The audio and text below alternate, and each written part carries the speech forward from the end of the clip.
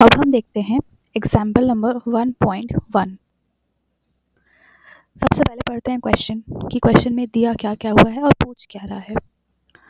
Calculate the mole fraction of ethylene glycol C2H6O2 in a solution containing 20% of C2H6O2 by mass. हमसे बोला गया है कि हमें इथिलाइन ग्लाइकोल का मोल फ्रैक्शन निकालना है और उसका कंसंट्रेशन कितना दिया गया हुआ है in a solution containing 20% of C2H6O2 by mass। 20% दिया गया है इथिलाइन ग्लाइकोल बाय मास। देखिए गिवन क्या क्या है। हमें गिवन है ethylene glycol 20% of C2H6O2 by mass. तो सबसे पहले हम इस लाइन का मतलब समझते हैं। हमने मास बाय मास परसेंटेज में हमने पढ़ा था कि अगर कुछ भी गिवन हो इस तरीके से कि x percentage of any component bye mass, तो इसका मतलब होता है that x gram of that component is present in the solution. तो हमें दिया गया हुआ है 20% ऑफ C2H6O2 बाय मास, यानी कि हमें ये गिवन है कि 20 ग्राम C2H6O2 प्रेजेंट है सॉल्यूशन में। तो हमें C2H6O2 का मास कितना दिया गया हुआ है, वो है 20 ग्राम्स। 20 ग्राम्स। ओके, अब हम देखते हैं इसका सॉल्यूशन। तो हमें 20 ग्राम C2H6O2 गिवन है। अब हमें फाइंड क्या करना है, हमें फाइंड करना है मोल फ्रैक्शन। इसमें साफ साफ लिखा है कैलकुलेट द मोल फ्रैक्शन। और किसका कैलकुलेट करना है, इथिलाइन ग्लाइकोल C2H6O2 का। Now coming to the solution.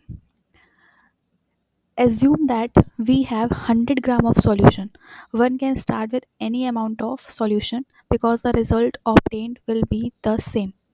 इसका मतलब ये है कि हम एज्यूम कर लेते हैं कि 100 ग्राम ऑफ सॉल्यूशन है हमारे पास। मतलब जनरली ये एज अ डिफ़ॉल्ट हम ऐसे ही मान के चलते हैं कि 100 ग्राम ऑफ सॉल्यूशन है।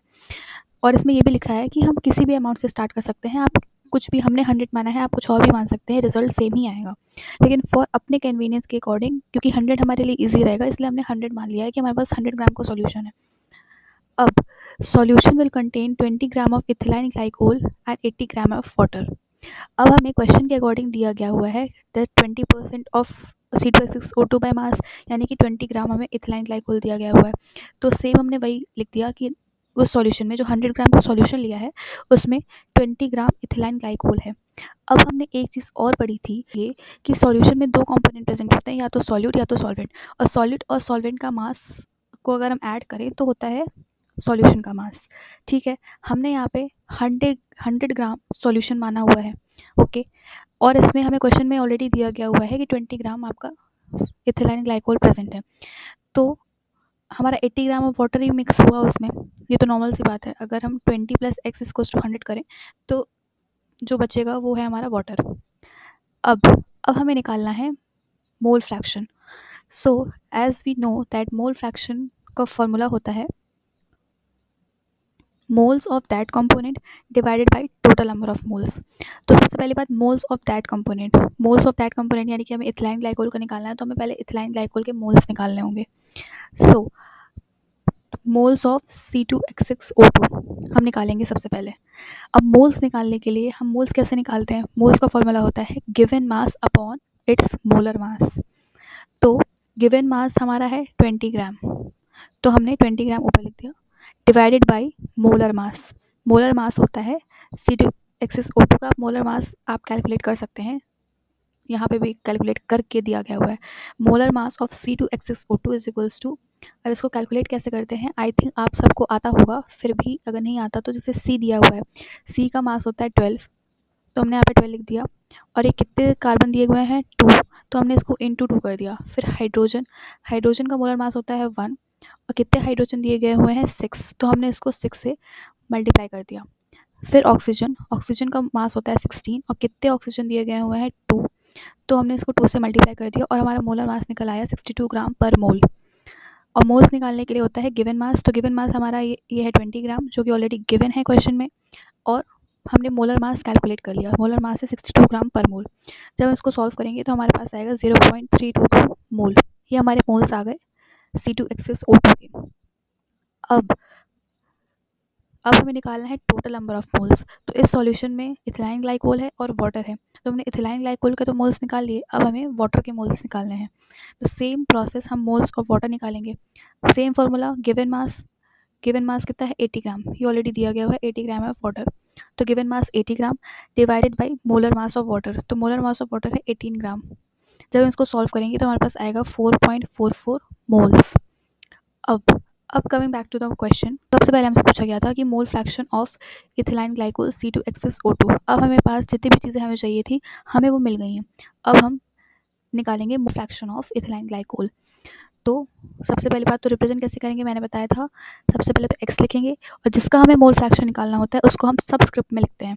तो हमने ग्लाइकोल को सबस्क्रिप्ट में लिख दिया। हम फार्मूला अप्लाई करेंगे। फार्मूला होता है मास ऑफ दैट कंपोनेंट।